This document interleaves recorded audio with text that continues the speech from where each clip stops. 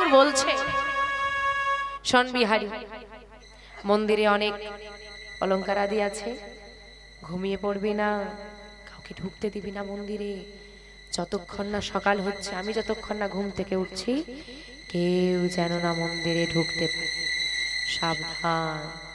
ঠিক আছে বাবা, তোমার কোনো চিন্তা নেই, তুমি যাও, যতক্ষণ না সকাল হচ্ছে, তুমি যতক্ষণ না ঘুম থেকে উঠছো, মন্দিরে আমি কাউকে প্রবেশ করতে দেব না।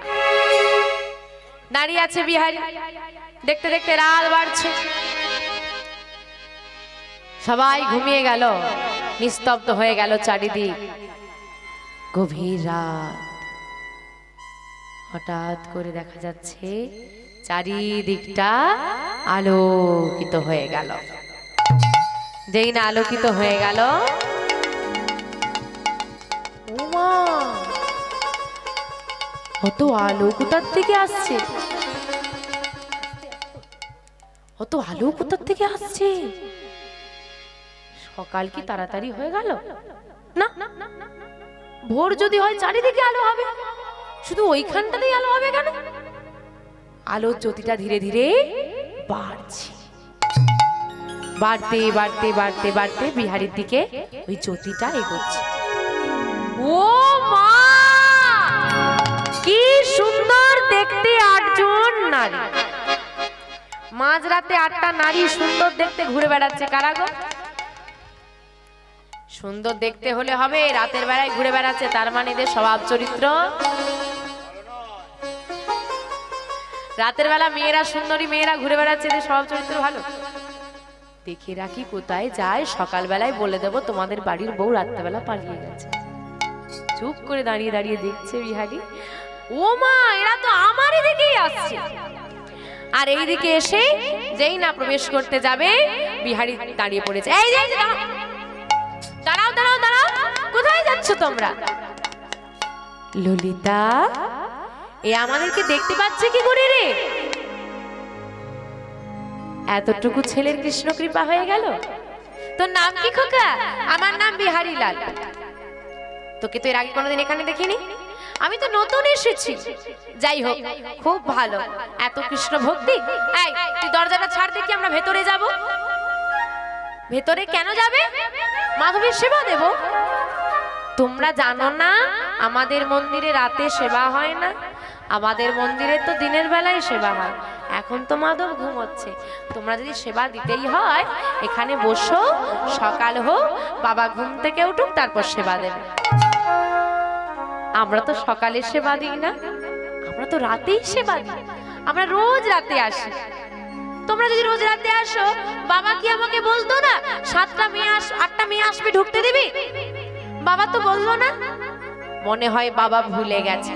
তোমরা দাঁড়াও, আমি বাবাকে জিজ্ঞেস করে আসছি। কোনো বাবাকে জিজ্ঞেস করতে হবে না, তুই মন্দিরের দরজাটা খোল। মন্দিরের দরজা খুলে তুই যাকে দর্শন করবি তাকেই জিজ্ঞেস করবি প্রবেশ করব কিনা।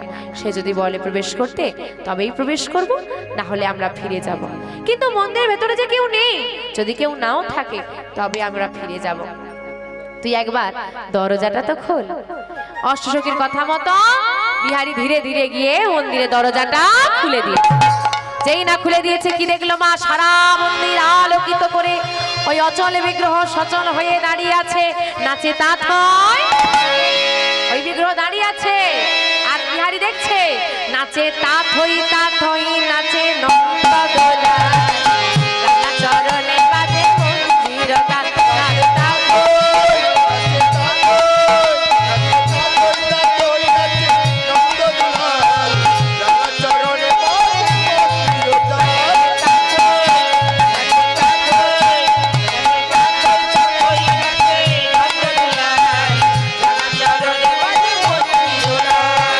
ত্রিভঙ্গ মুরারি হয়ে শিরাধারে বামে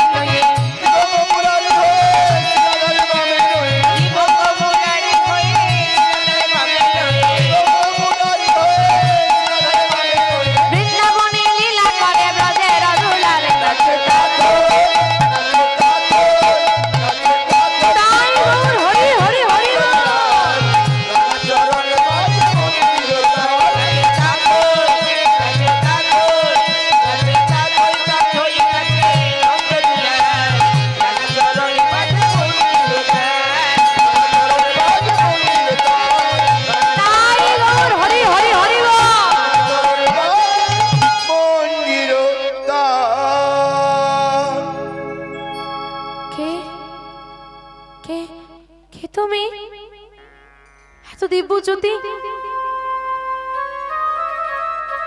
এই তো সেই হাসি, এই তো সেই শ্যামবর্ণ,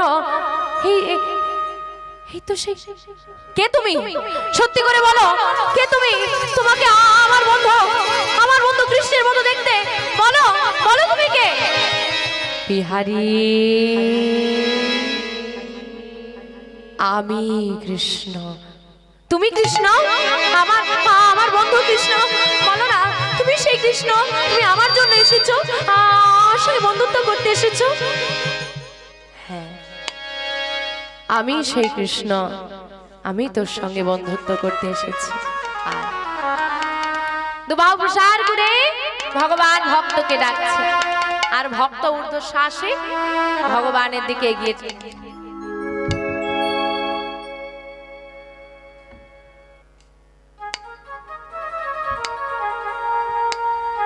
না না না না, আমি তোমার বন্ধু হব না, দূরে যাও তুমি। যার সঙ্গে বন্ধুত্ব করার জন্য এত আকুলতা, এত নয়নের বাড়ি পরিশ্রম করেছিস, এত ডেকেছিস, এত কেঁদেছিস, এত দূর এলি, সে যখন কাছে এলো বন্ধুত্ব করবি না? না, বন্ধুত্ব করব না। কেন? কেন? আগে আমার মাইনে মেটাও, তারপর বন্ধুত্ব করবো কিনা ভেবে দেখবো। এখন টাকা পয়সায় ভাই ভাইকে ছাড়ে না, হ্যাঁ ছাড়ে। আর বন্ধুত্ব তো অনেক দূর। এতদিন গরু চড়িয়েছি, কোনো মাইনের গল্প নেই। রাত জেগে দাড়ি করিয়ে দিয়েছে, মাইনের কোনো গল্প নেই। হ্যাঁ, এমনি এমনি খাটবো নাকি? আমার ভগবানের কাছে আমরা চাই, হে গোবিন্দ টাকা দাও, গাড়ি দাও, বাড়ি দাও, ছেলে দাও, মেয়ে দাও, এই দাও সেই দাও। আর ভক্ত আজকে দাবি করছে, আমার পারিশ্রমিক আমাকে দাও। কি নিবি বল? এই যে এতদিন গরু চড়িয়েছি, তার পারিশ্রমিক আমাকে দিতে হবে। কি পারিশ্রমিক? আমার গুরুদেবকে শেষ দিনে হাতে ধরে পারাপার করে দিও।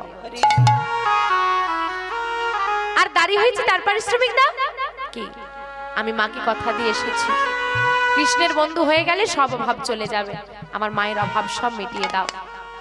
বেশ, আর কি চাই? না না না না, আমি তো দুটো কাজ করেছি, দুটোর পারিশ্রমিক আমি পেয়ে গেছি, আর আমার কিছু চাই না। নিজের জন্য কিছু নিবি না? না না, আমি নিজের জন্য কিছু চাই না। কেন? আমি তোকে কিছু দিতে চাই, বল কি নিবি? না না, আমি কিচ্ছু নেব না। বল না কি নেবি?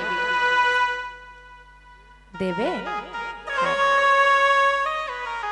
আমি যা চাইবো দিতে পারবে তো? কত বড় ভক্ত হলে এত বড় কথা বলা যায় বাবা? যে ত্রিজগতের মালিক, যে ত্রিভুবন চালাচ্ছে, তাকে বলছে আমি যা চাইবো তুমি দিতে পারবে তো? কি চাস তুই? চেয়ে তো দেখ, সারা জগৎ তোর চরণ তলে এনে দেব। ও তো তুচ্ছ, সারা জগৎ তোর চরণ তলে এনে দেব। ভক্ত বলছে ও তো তুচ্ছ। তুচ্ছ? হ্যাঁ, তবে কি চাস তুই? সারা জগৎ আমার চরণ তলে চাই না, সারা জগৎ যে চরণ যুগল চায়, ওই যুগল চরণে আমাকে সারা জীবন রেখে দাও। নিতাই গৌর হরি হরি। তাই হবে, আজ থেকে তোর হাতে আমি সেবা নেব। বৃন্দাবনের মাধব ঘোষণা করলাম আমি, শুনে যাও। এই ভক্ত এত কষ্ট করে বন্ধুরূপে আমাকে লাভ করলো, এইভাবেও বন্ধুরূপে আমাকে লাভ করা যায়, তার জ্বলন্ত উদাহরণ হয়ে রইল এই বিহারী। আমাদের বন্ধুত্ব আমার নামের মধ্যে দিয়ে অমরত্ব লাভ করবে। যুগে যুগে মানুষ যখন আমাকে স্মরণ করবে, আমার সঙ্গে তোকেও স্মরণ করবে, আর তোর আমার নাম মিলে গিয়ে আমাদের বন্ধুত্ব অমরত্ব লাভ করবে। আজ থেকে আমার নাম হবে বাকে বিহারী লাল। বলিয়ে বাকে বিহারী লাল কি, বাকে বিহারী লাল কি, বাকে বিহারী লাল কি। আর বন্ধু হতে অসুবিধে আছে না, স্বয়ং ভগবান এসে ভক্তকে বক্ষে তুলে নিলেন। আজ ভক্ত আর ভগবানে মিলন হইল।